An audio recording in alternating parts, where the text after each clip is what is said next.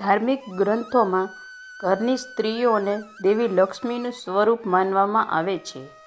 જ્યોતિષશાસ્ત્રમાં કહેવામાં આવ્યું છે કે કેટલાક ખાસ ઉપાય અને નિયમો અપનાવવાથી તમામ મહિલાઓ પોતાના ઘરમાં સુખ સમૃદ્ધિની સાથે જ દેવી લક્ષ્મીની કૃપા મેળવી શકે છે. આ ઉપાય અને નિયમનું પાલન કરવાથી મહિલાઓ તેમજ ઘરના તમામ સભ્યના જીવનમાં પોઝિટિવ આવે છે. ચાલો જાણીએ કે એવા કયા ઉપાયો અને નિયમો છે જેના કારણે સ્ત્રીઓએ પાલન કરવું જોઈએ. એ જાણીએ તે પહેલાં આ વિડીયોને લાઈક કરજો અને ચેનલને સબસ્ક્રાઈબ કરજો અને કોમેન્ટ બોક્સમાં જય માં લક્ષ્મી જરૂરથી લખજો. દર શનિવારે ઘરમાં એકવાર તો હનુમાન ચાલીસા જરૂરથી વગાડો. સાંજના સમયે હનુમાન ચાલીસા વગાડવી ઘર માટે ખૂબ જ સારું માનવામાં આવે છે. ક્યારેય પણ ઘરનું મંદિર તમારા બેડરૂમની અંદર ન રાખો અથવા દેવી દેવતાઓના ફોટા બેડરૂમમાં ના રાખો, કારણ કે બેડરૂમ તે દંપતીનું અંગત પળો માટે હોય છે. જો ત્યાં ભગવાનના કોઈ ફોટા કે મંદિર હોવું તે ખૂબ જ અશુભ માનવામાં આવે છે અને આનું પરિણામ આપણને આવતા સમયમાં ભોગવવું પડે છે. તમે જ્યાં પલંગ પર સૂવો છો ત્યાં ક્યારેય ગંદકી ન રાખો. પલંગ પર ફાટેલી અથવા ગંદી ચાદર એટલે કે ઓછાડ રાખવાથી નેગેટિવ ઉર્જા તમારા ભાગ્યને અસર કરી શકે છે. સવારે ઉઠતાની સાથે જ પથારીને સાફ કરો અને ઓછાડ બરાબર પાથરી દો. બેડ પર એક જ ઓછાડ ઘણા દિવસ સુધી ન રાખો. ગંદો ઓછાડ તમારા ઘરમાં ગરીબી લાવે છે. હંમેશા જોવામાં આવે છે કે જમ્યા પછી લોકો થાળીમાં હાથ ધોવે છે, પરંતુ થાળીમાં હાથ ધોવાથી આપણું નસીબ નબળું થાય છે.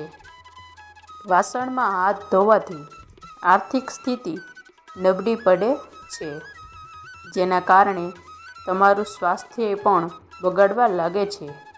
જેથી હંમેશા જમ્યા પછી તમારે હાથ થાળીમાં ન ધોવા જોઈએ. આ આદત વાસ્તુ મુજબ સારી માનવામાં આવતી નથી. ઘણા લોકો બપોરે સૂવે તો સાંજ સુધી સૂતા જ રહે છે.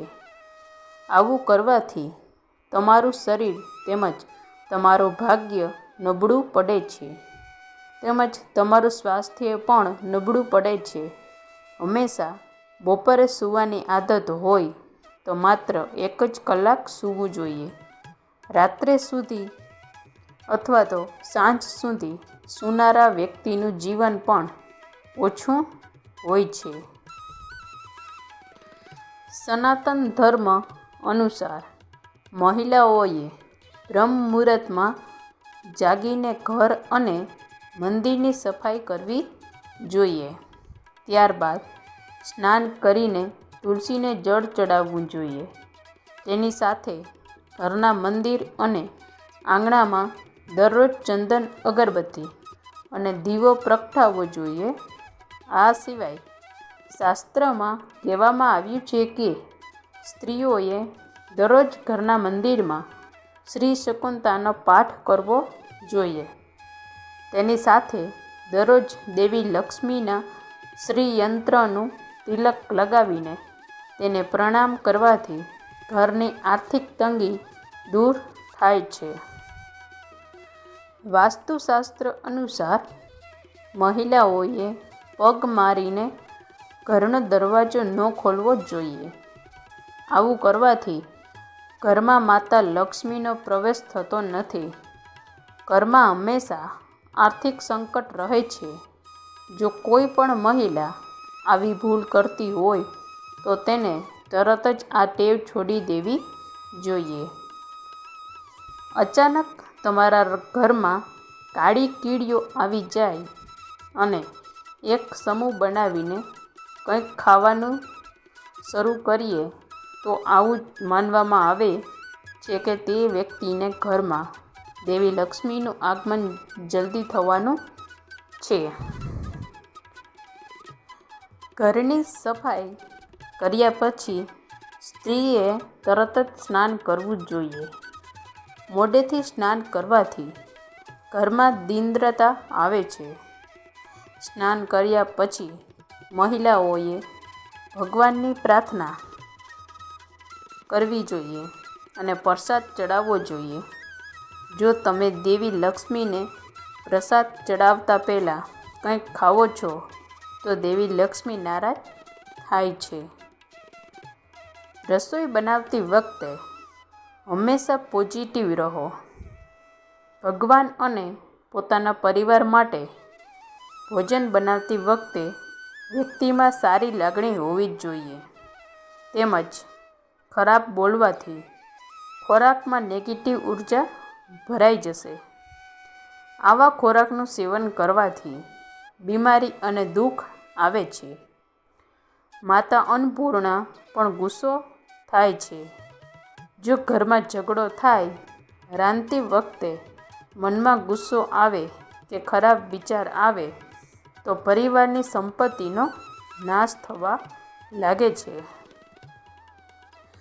વાસ્તુશાસ્ત્ર અનુસાર ઘરની મહિલાઓએ દરરોજ સવારે ઘરની સફાઈ કરવી જોઈએ. પછી સ્વયં સ્નાન કરીને પછી ઘરના મુખ્ય દ્વાર પર રંગોળી બનાવવી. આમ કરવાથી ઘરમાંથી નેગેટિવ ઉર્જાનો નાશ થાય છે.